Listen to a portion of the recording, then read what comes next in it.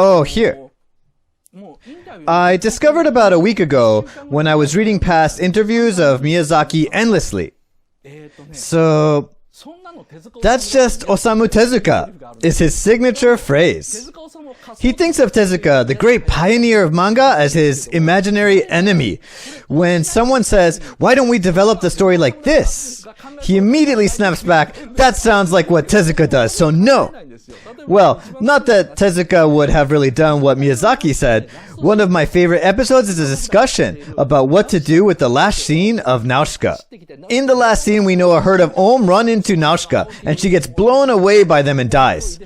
Then she comes back to life with the phrase, "That person wearing a blue robe shall stand in a golden field." But Miyazaki had several different ideas. One idea was that after Nausicaa gets hit by Om and dies, Om take Nausicaa with them when they return to the toxic jungle. The idea indicates that Nausicaa may come back to life, but even so, she won't return to the human world. Both Om and Nausicaa abandon humans and return to the forest.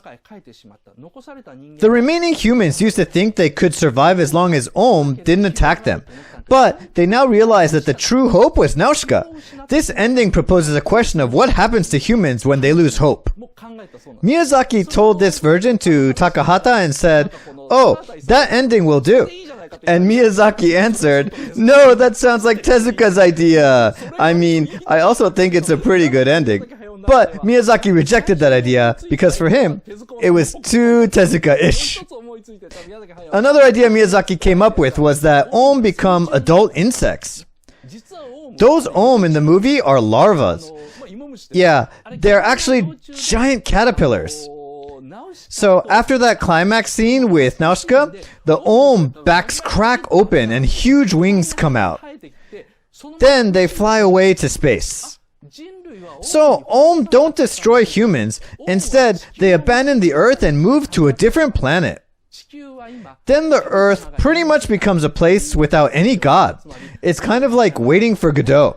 Then it eventually turns into an abandoned place like east of Eden. Miyazaki said all this in the interview in cut.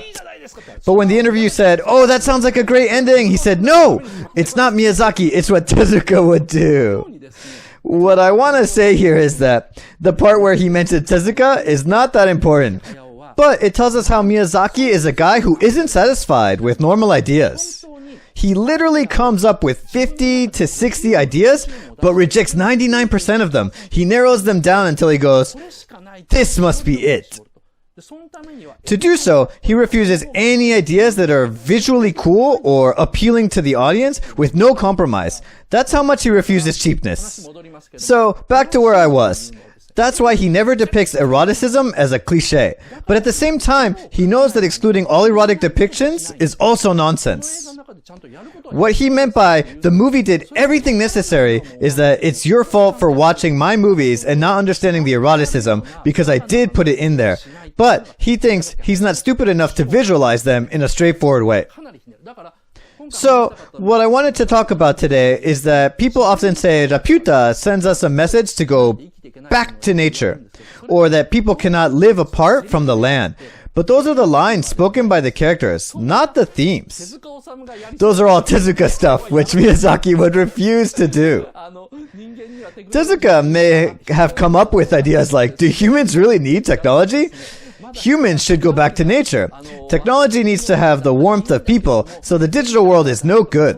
Miyazaki would refuse them because it's what his imaginary enemy, Tezuka, would come up with. That's when he says, that's Tezuka stuff, so no, that's Miyazaki. So please think of Miyazaki as someone who wants a twist in anything he expresses. So, where was I?